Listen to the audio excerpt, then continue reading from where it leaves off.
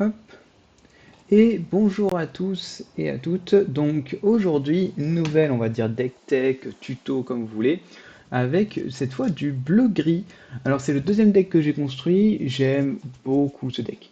En tout cas, la couleur bleue me plaît énormément, j'en reparlerai, c'est sûr et certain, il y a d'autres decks à bleu que je traîne énormément. Mais bleu gris, c'est le premier que j'ai construit en bleu et c'est très agréable. Notamment, c'est tout à fait correct contre le précédent deck que j'ai montré, donc c'est-à-dire le jaune-violet. Par contre, c'est un deck qui est beaucoup plus complexe, qui est un deck qui est plus réactif par rapport aux menaces de l'ennemi, qui va vous demander plus de réflexion et des mulligans beaucoup plus réfléchis, avec un fort intérêt pour qu'est-ce que joue l'adversaire. C'est pour ça que c'est un deck que je pense qui est préférable en BO3, même si ça reste fort en BO2. Alors, l'objectif du deck, c'est un deck à combo. C'est-à-dire que l'objectif du deck, ça va être de ramp, donc en fait en early, on va dire avant le tour 7, 6, 7, 8, on va vouloir faire deux choses. Ramp grâce à par exemple typo, grâce à par exemple la plume, en sachant que si on a la plume, on n'a plus besoin de trop de typo. Et on va essayer de continuer malgré notre ramp à piocher grâce à Flavorsham ou grâce à Jisha. Ça va être notre premier plan de jeu, pour augmenter en encre vers notre combo et pour augmenter en nombre de cartes en main vers notre combo. Deuxième plan de jeu, ça va être deuxième chose qu'il va falloir faire en même temps, c'est gérer le board adverse. C'est pourquoi on va jouer des babous, des fracassés, des Zeus, des tuons la bête, etc., etc., etc., afin de ralentir la progression de votre adversaire pour être dans un état de board stable au tour 6, 7, 8. On a un intérêt tout particulier pour crocher au tour 1, qu'il faut quasiment hard mulligan tout le temps, c'est vraiment très important. Arges est tout à fait correct, notamment contre les gens qui jouent des agros, parce qu'il permet de tuer des Daisy, etc., sans trop de retard de tempo, puisqu'on tue un tour 1 avec un tour 2, donc c'est tout à fait correct. Et ensuite, alors il y a des choix. Il y a deux choix de cette decklist, donc deux, on va dire, modifications possibles, qui me paraissent tout à fait correctes et que j'aime beaucoup aussi, donc je vous en parlerai à la fin. Comment on va jouer le deck? Alors, oui, parce qu'en fait, ça, c'est ce qu'on va faire avant le tour 7, 8, 9. Et en fait, arrivé à ces tours-là, notre objectif, ça va être, si on joue contre qui, on peut directement poser un Mufasa ou un Tamatoa. C'est pas grave, il sera très difficilement gérable. Sinon, notamment si on joue contre rouge, on aura souvent plus de facilité en early, donc on aura plus de facilité à ramp. Mais il faudra faire attention on peut se prendre des soins prêtes, et donc il faudra jouer des Mufasa et des Tamatoa en même temps qu'un Pat, afin de les protéger. Donc ça coûte 11 de l'or, ce qui est tout à fait accessible en bleu-gris. C'est pas du tout impossible, notamment grâce à la plume. Donc voici nos plans de jeu. Et donc bien sûr avec potentiellement un sous-fétiche qui combine, c'est une possibilité, c'est pas obligatoire. Comment on va mulligan? Il existe, on va dire actuellement, la méta c'est, on va dire, devenu plus agressif qu'avant. Donc on va essayer de mulligan pour de l'early. Dans une méta plus agressive, je vais préférer remplacer un sac de voyage de Merlin par une quatrième fée clochette. Ça, c'est la première modification possible. À chaque fois que vous voyez des méthodes agressives, je vous conseille de le faire. Actuellement, moi, je l'ai fait. Donc c'est un exemple. Voilà, moi, je considère que la méta est agressive actuellement. Alors, je vais prendre si je ne sais pas contre quoi je joue. Je veux absolument euh, une ou deux créatures à poser en early et de la pioche. C'est tout ce dont j'ai besoin. Donc, je veux un capitaine crochet. Ça, j'en garde un au mulligan. Un typo, j'en garde un au mulligan. Et à ce moment-là, si j'ai un typo, je veux garder soit un Flavorsham, soit une chicha. Pourquoi? Parce que je veux un de mes deux moteurs de draw. Donc soit un Flavorsham, soit une chicha. Si vous avez les deux, vous pouvez garder les deux. Par contre, donc en fait, on veut toujours une créature à poser en early. Le meilleur, c'est Capitaine Crochet. Typo ou Argel sont possibles.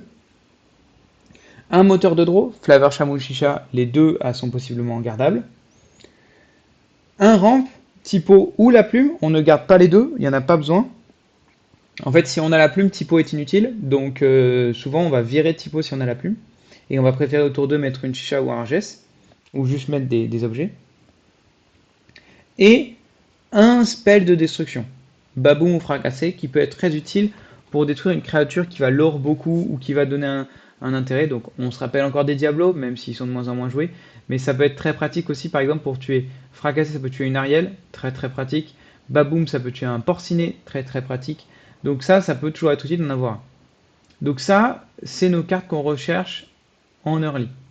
Si on a déjà donc une créature, donc soit potentiellement un capitaine de crochet, un moteur de pioche, une chicha ou un flaversham, un moteur de draw, un typo ou une plume, et un baboum ou un fracassé, on peut se permettre d'aller chercher, de garder des objets. Des objets, vous pouvez en garder un aussi. Les petits objets, là, les glaciales ou sphères. Si vous avez un flaversham, vous pouvez garder un objet. Si vous n'avez pas de flaversham en main, je vous conseille d'aller plutôt chercher ces 4 premières cartes pour être sûr d'avoir de quoi répondre à tout leur lit plutôt que d'aller chercher des objets. C'est pas grave, vous retop deckrez plus tard des objets, surtout si vous n'avez pas de flaversham, vous n'en avez pas besoin en early. Donc à ce moment-là, on peut garder un objet en plus, donc ça fait 5 cartes en main, si on en a un flaversham. Les deux cartes qui restent, qu'est-ce qu'on peut espérer? On peut espérer une fée clochette, parce que si on a rampe, elle va arriver très tôt et elle va mettre une grosse pression. Et potentiellement, ça peut même être un pat, parce que le pat a un body 3-3, même si contre un style song, ça peut être très pratique en early. Donc le pat, ça peut être très très bien en early. C'est beaucoup plus fort contre un style song en early plutôt qu'en late. C'est fort en late contre bleu-rouge ou violet-rouge. Et c'est fort en early contre style song. Donc le pat, ça peut être un très bon body difficilement tuable et en plus ralentir le style song pendant un tour. Donc ça nous va très bien de le garder. Voilà en gros l'idée quand on ne connaît pas notre match-up. Maintenant, je vais prendre quelques exemples de decks si on connaît notre match-up.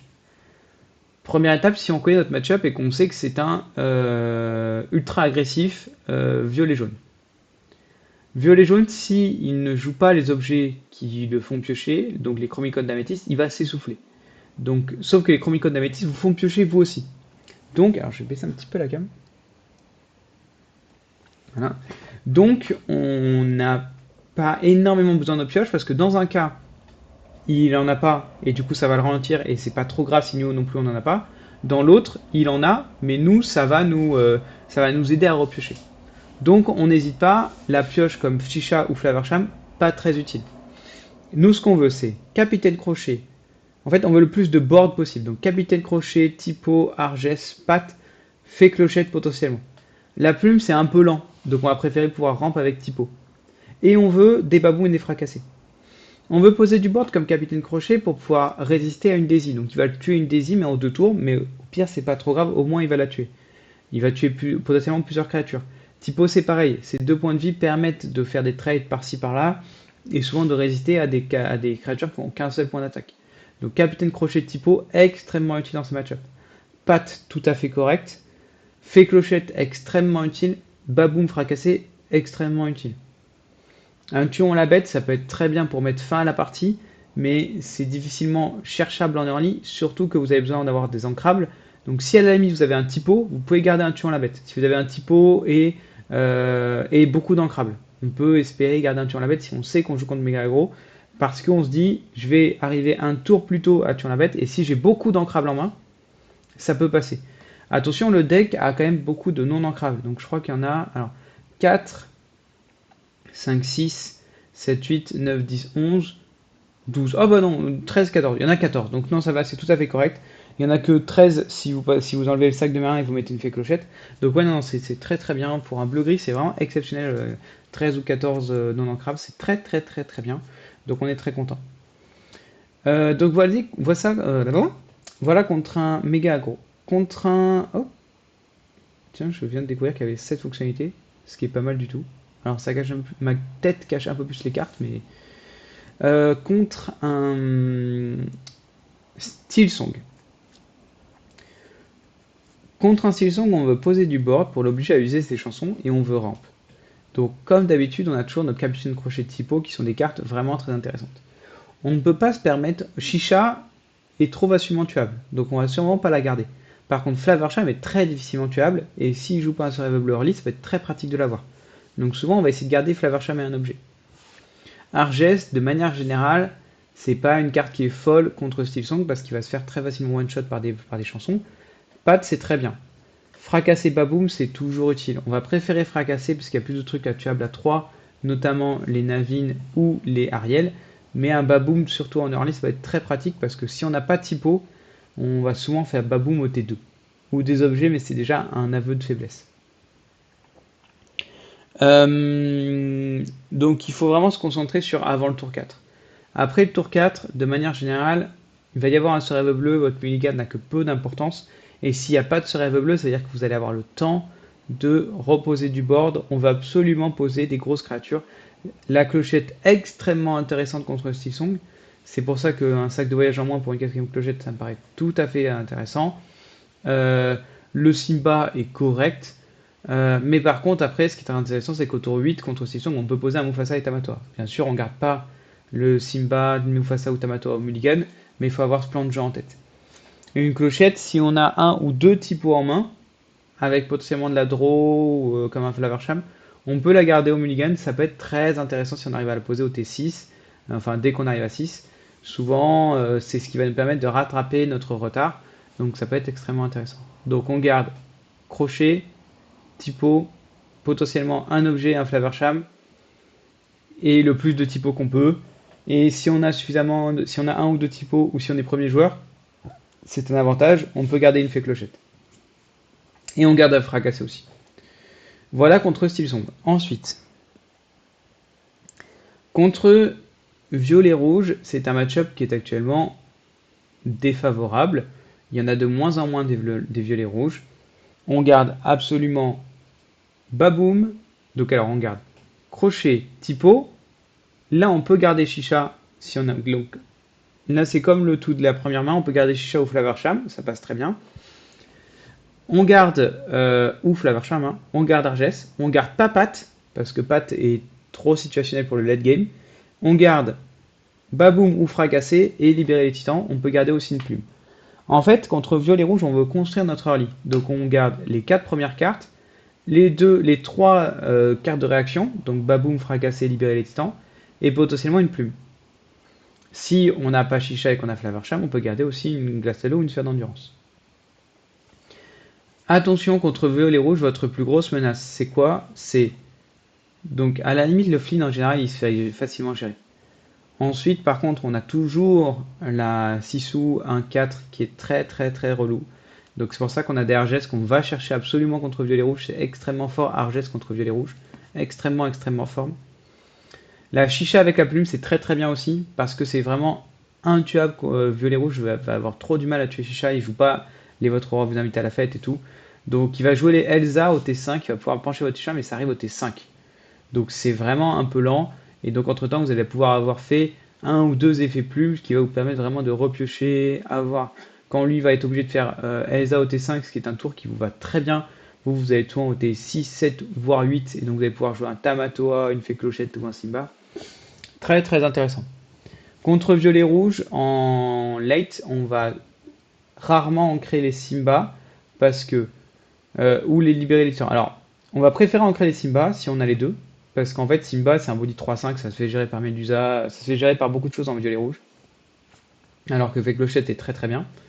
Contre violet rouge, on peut garder un sac de voyage de Merlin, parce qu'il a aucune gestion d'objets, et donc ça peut être vraiment un plan de pioche à tous les tours quasiment. Vu qu'il n'a pas de gestion d'objets, on va souvent poser un sous-fétiche assez tôt, et on va compter sur le Tamatoa avec un plan Tamatoa.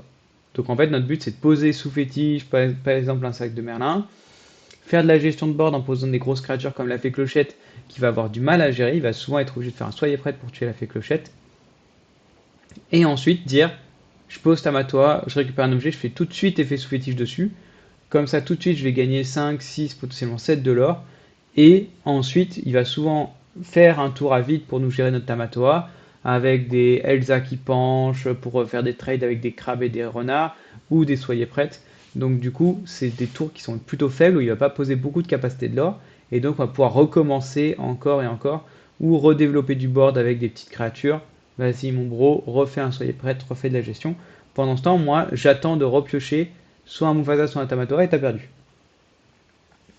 Voilà, voilà. En miroir, la clé, c'est le ramp et la draw.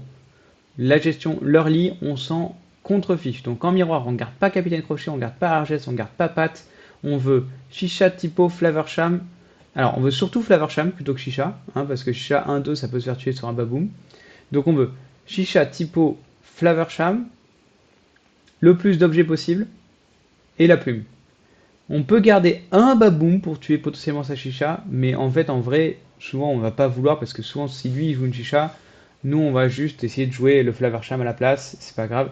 C'est plus important d'aller vous chercher la solution que de chercher une solution à un play adverse potentiel.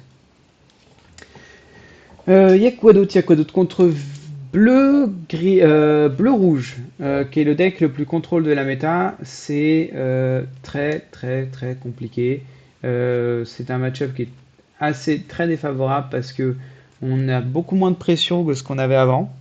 Donc faut poser des créatures et poser la pression. Ouais, j'ai Capitaine Crochet Typo, potentiellement Pat, parce que Pat va être très utile assez tôt, parce qu'en fait lui il va ramp aussi.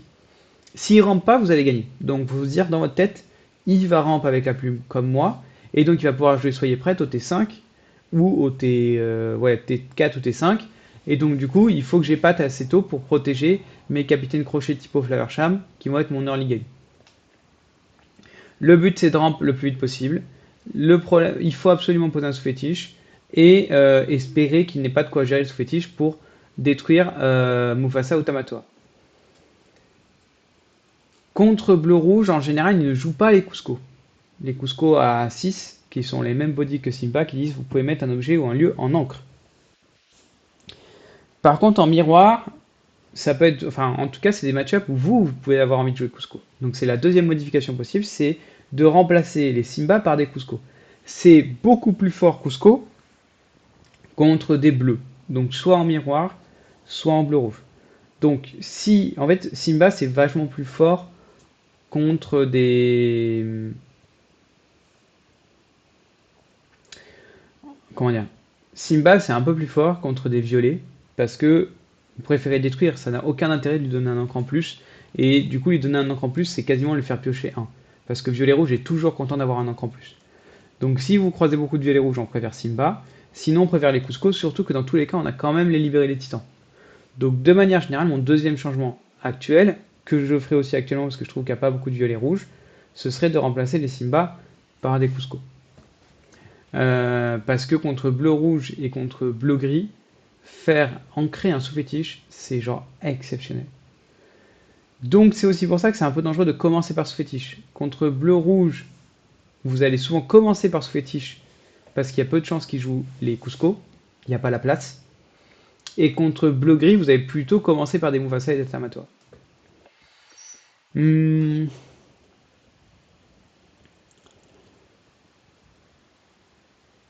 Bon, après, il y a des decks défausses, comme par exemple vert-jaune, où vous allez juste chercher la draw. La draw, la draw, la draw, tuons la bête.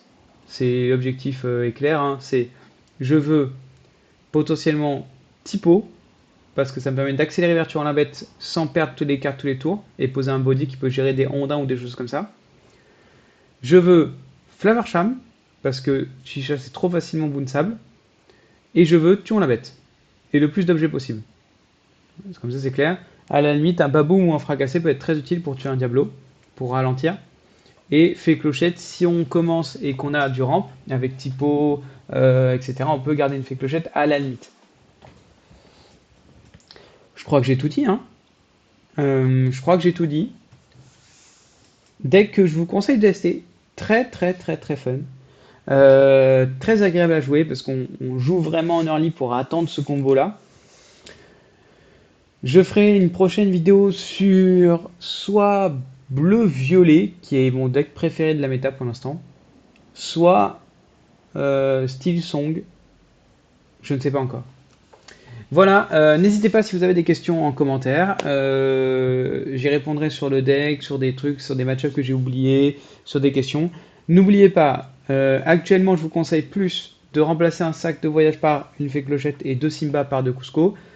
Mais sinon, si la méta change, c'est des possibilités de changement. N'hésitez pas. Si la méta change, on peut rajouter plus d'argès. Voilà, voilà. Quoi d'autre? Non, mais c'est tout. Allez, je vous souhaite une bonne journée. À plus. Ciao.